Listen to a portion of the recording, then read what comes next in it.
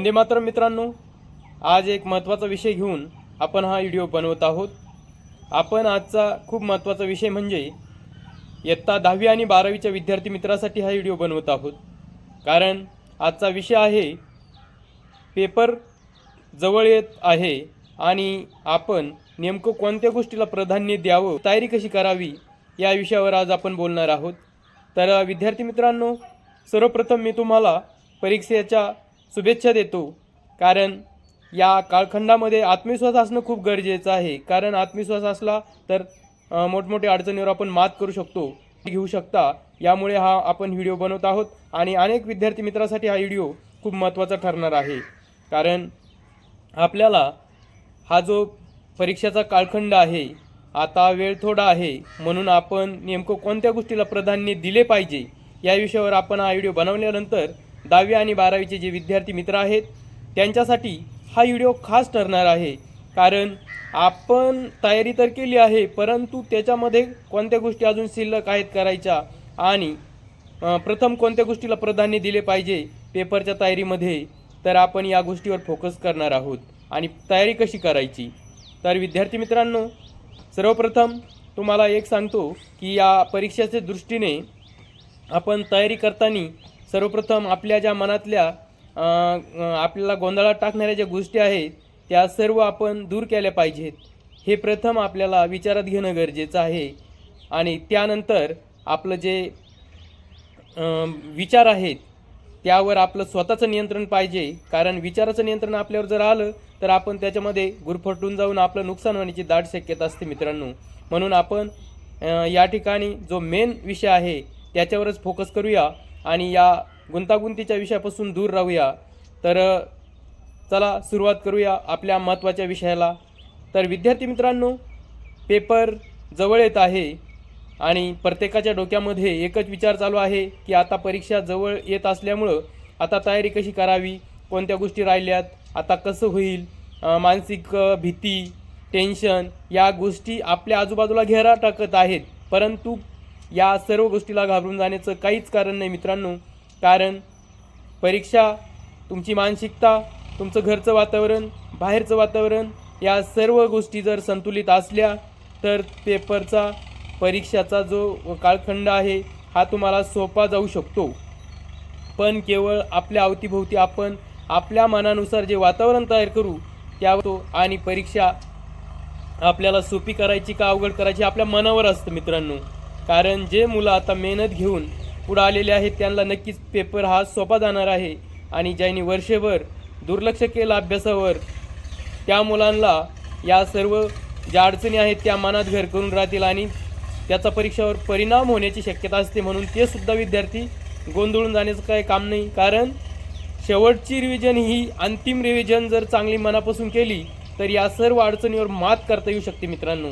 तर सर्वप्रथम आपण सर्व जे विषय आहेत त्या विषयापासून सुरुवात करूया मित्रांनो। तर शेवटचे जे दिवस आहेत त्याचं नियोजन करा मित्रांनो की कोणत्या विषयाला किती दिवस द्यायचे आणि किती तास द्यायचे, तर यानुसार तुमचं नियोजन ठरत असतं मित्रांनो। त्यानंतर हा महत्त्वाचा विषय हाताळण्याआधी मी सर्वप्रथम विद्यार्थी मित्रांना एक महत्त्वाचा सल्ला देऊ इच्छितो की आजूबाजूला जे समजा एखादे वेगवेगळे कार्यक्रम असतात आपल्या नातेवाईकाशी किंवा इतर ठिकाणी, तर हा परीक्षाचा कालखंड आहे मित्रांनो। तुम्हाला मी असं म्हणत नाही की कार्यक्रमाला जाऊ नका किंवा इतर गोष्टी करण्यासाठी जाऊ नका, परंतु खूप महत्त्वाचा कालखंड आहे। जी गोष्ट आता प्रथम प्राधान्य देण्यासारखी आहे ती म्हणजे इयत्ता 10वी आणि 12वीची परीक्षा आहे मित्रांनो। म्हणून या कार्यक्रमाला या 10वी आणि 12वीच्या वर्षात शेवट कमीत कमी आपला जो महत्त्वाचा भाग आहे त्याच्यासाठी आपल्या घरच्याला पाठवा। तुम्ही तुमचा महत्त्वाचा वेळ आपल्याला जी गरज आहे प्रथम त्याच्यावर खर्च करा मित्रांनो। कारण याच्यातून जो वेळ वाचणार आहे तर तो तुमचं भविष्य घडवणार आहे। कार्यक्रम हे आपल्याला आयुष्यभर असू शकतात, परंतु पेपर तुमच्या जीवनामध्ये जी प्रथम पेपर देणार आहात तुम्ही पहिल्यांदा, तो आनंद वेगळा असणार आहे मित्रांनो। कारण तुम्हाला नंतर पेपर द्यायला मिळेल, परंतु जो प्रथम तुम्ही प्रथम वर्षाला जी पेपर देऊन आनंद मिळणार आहे तो आनंद तुम्हाला आयुष्यात कधीच मिळू शकत नाही। कारण हा आनंद जितका असतो पहिल्यांदा पेपर देण्याचा आणि पास होण्याचा तो आयुष्यभर आपलं एक ऊर्जा टिकून ठेवणारा आनंद असतो मित्रांनो. म्हणून आपण ही जी गोष्ट आहे प्रथम ती आपण पेपरलाच प्राधान्य देणं गरजेचं आहे आणि त्यानंतर आपल्या अभ्यासाला. तर विद्यार्थी मित्रांनो, सर्वप्रथम आपण भाषाविषयी चर्चा करू.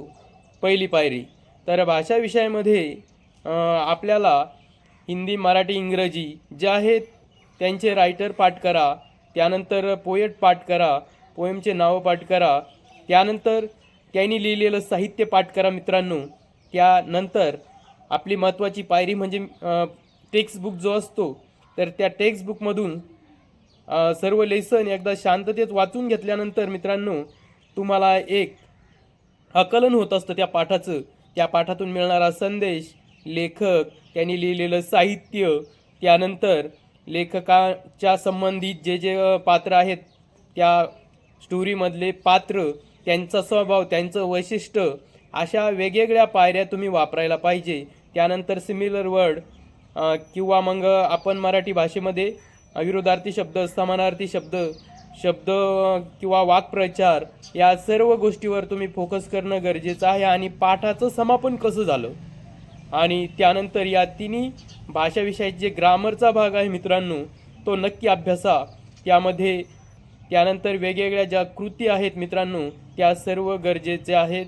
त्यानंतर तुम्हाला महत्त्वाचा भाग म्हणजे पत्रलेखनापासून तर वाक्यरचनेपर्यंत, त्यानंतर कहाणी लेखनपासून तर सर्व जे पत्रलेखन आहे या सर्व गोष्टी तुम्हाला एकदा रिव्हिजन करायच्या आहे मित्रांनो.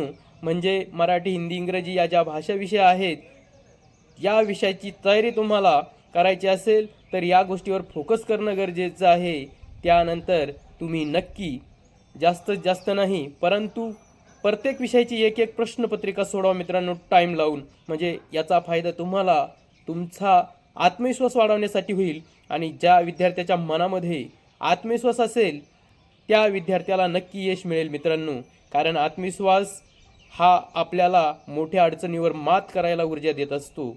याचं एकच कारण तुमच्या मनातली परीक्षेची भीती निघून जाण्यासाठी तुम्हाला होणार आहे. कारण तुम्हाला माहीत असणारे फॉर्मॅट काय आहे, पेपर कसा येणार आहे, सराव केल्यानंतर, टाईम लावल्यानंतर तुम्ही किती वेळेत पेपर सोडू शकता आणि कोणत्या प्रश्नाला प्रथम प्राधान्य द्यायचं, तसं सिरियलने पेपर सोडवण्याचा प्रयत्न करा. परंतु कधी टायमाचं मागं पुढं झालं तुमचं तर जास्त मार्क देणारे प्रश्न आधी सोडवा मित्रांनो. आणि तुम्हाला येणारा भाग आधी सोडून नंतर दुसरा भाग सोडायला सुरुवात करा. हा या मागचा उद्देश असतो प्रश्नपत्रिकाचा सराव करण्यामागचा. त्यानंतर मराठी, हिंदी आणि इंग्रजी झाल्यानंतर तुम्हाला गणितासारखा अवघड वाटणारा, कोणाला सोपा वाटणारा, म्हणजे प्रत्येकाच्या मानसिकतेनुसार त्या विषयाची एक रचना बनवलेली आहे मित्रांनो. तर तो भाग जो आहे गणिताचा, गणितामध्ये तुम्ही सूत्र पाठ करा, सूत्राचं रिव्हिजन करा, गणित सोडवण्याच्या पायऱ्या पाठ करा मित्रांनो. पायऱ्या पाठ करा म्हणजे समजून घ्या. आणि कमीत कमी तुम्ही जे आर्थिकदृष्ट्या गरीब विद्यार्थी आहेत त्या विद्यार्थ्यांनी जर तुम्हाला नोटबुक्स नसतील प्रॅक्टिस करण्यासाठी तर एक मार्केटमध्ये पाटी भेटते मित्रांनो. त्यानंतर पेन्सिलचा एक बॉक्स आणा आणि त्याचा वापर तुम्ही परीक्षेच्या काळाच्या आधी सरावासाठी करा. अनेक वेळा तुम्हाला त्याच्यावर घरी सराव करता येईल मित्रांनो. म्हणजे हा एक सोल्युशनाचा भाग आहे. तर आपल्याला कोणत्याही पर्यायातून एक पर्याय निवडायचा आहे. त्यानंतर गणिताच्या सूत्रामध्ये जे जे गणित आहेत मित्रांनो सारख्या पायऱ्याचे ते बाजूला करून सोडून बघा. त्यानंतर भूमितीसारखा विषय आहे मित्रांनो, त्यामध्ये प्रमेय पाठ करा. त्यामध्ये प्रमेयाचे जे भाग आहेत ते समजून घ्या, ते मांडून बघा, सिद्धतापर्यंत ते सोडून बघा. त्यानंतर जे जे प्रमेय आहेत त्याचा आणि इतर उदाहरणाचा काय संबंध आहे ते समजून घ्या. अशा पद्धतीने भूमिती आणि गणिताचा तुम्ही वापर करू शकता तयारीसाठी. त्यानंतर विज्ञानसारखा विषय आहे मित्रांनो, विज्ञानचे जे सिद्धांत आहेत वेगवेगळे ते तुम्हाला समजून घेणं गरजेचं आहे. आणि समजून घेतल्यानंतर विज्ञानामध्ये ज्या ज्या गोष्टी आहेत, मूलद्रव्ये जे आहे त्याचे रचना आहे, रेणुसूत्र आहेत किंवा अणूची रचना आहे. त्यानंतर आपल्या वेगवेगळ्या ज्या शरीराविषयी जी रचनेचे भाग आहेत ज्याच्यावर जे पाठ आहेत किंवा इतर जो विषय आहे किंवा डोळ्याची रचना या डायग्रामचा सराव करा. असे अनेक विषय आहेत मित्रांनो छोटे छोटे. तर याचे टप्पे कसे पाडायचे मित्रांनो, मेन प्रश्न, उपप्रश्न, त्याच्यामधील छोट्या छोट्या नोट्स हे समजून घेणं गरजेचं आहे. आणि पाठाचा शेवट कसा झाला हे खूप महत्त्वाचं आहे मित्रांनो. या रचनेनुसार जर अभ्यास केला नक्की पूर्ण पाठ आपल्याला आकलन होतो आणि आपल्याला त्या पाठाविषयी थोडक्यात आपल्या मेमरीमध्ये मॅप तयार होतो. आणि आपण कसाही प्रश्न आला तर आपण तो आकलनाचा जो भाग असतो त्यानुसार आपण प्रश्नाची उत्तरे तयार करत असतो. आणि विशेष म्हणजे त्यानुसार आपली रचना तयार होत असते आणि खूप सुंदर पद्धतीने आपण तयारी करतो. त्यानंतर आपल्याला विज्ञान झाल्यानंतर इतिहास, भूगोल हा विषय सर्वांना सोपा वाटतो, परंतु असा गैरसमज करून घेऊ नये मित्रांनो.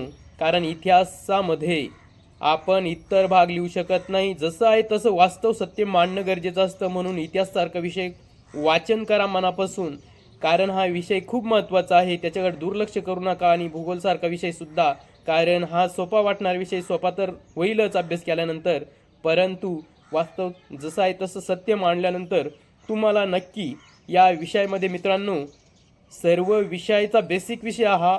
याचं एक कारण आहे मित्रांनो, कारण हा विषय सोपा तुम्हाला वाटत असला तरी तुमचा आत्मविश्वास वाढवणार आहे. त्यानंतर तुम्ही हा विषय जास्तीत जास्त प्रश्नाची उत्तरे लिहू शकता, म्हणून तुमची टक्केवारी वाढते. म्हणून इतर विषयामध्ये जरी टक्केवारी कमी आली तर या विषयामुळे तुमची टक्केवारी वाढत वाढत जाते मित्रांनो.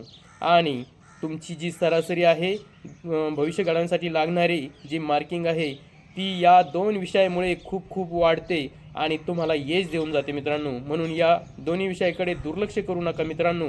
आणि खूप खूप या पद्धती वापरा. तुम्हाला आधीच मी पद्धती सांगितल्या. जे मोठे प्रश्न आहेत त्याच्यातले उपप्रश्न, त्या उपप्रश्नामध्ये असणाऱ्या छोट्या छोट्या उदाहरणाच्या गोष्टी, त्यानंतर त्यांची रचना आणि शेवट या पायऱ्या तुम्ही वाचल्या किंवा हे केलं तर आकलन होऊन हा प्रश्नचा भाग आहे मित्रांनो तो तुम्हाला नक्कीच समजेल. त्यानंतर पेपरला जाण्याआधी आपल्या अवतीभोवती वातावरण कसं असेल याचा जी रचना आहे तर ती आपल्या स्वतःच्या मनाला ठरवून टाका की वातावरण कसंही असो आजूबाजूला, आपण त्या वातावरणाशी आपल्या मनाला जोडून घेणार नाही, असा आत्मविश्वास निर्माण करा मित्रांनो. आणि तुम्हाला आजूबाजूला कितीही गोंधळ असला, काही असलं किंवा कसंही वातावरण तयार झालं तर तुम्ही त्या वातावरणाशी तुमच्या मनावर कंट्रोल ठेवून त्या वातावरणाला जोडले जायचं नाही.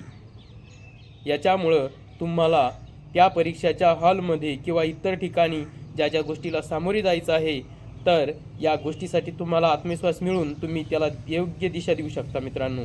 त्यानंतर पेपर लिहिताना घ्यायची काळजी मित्रांनो.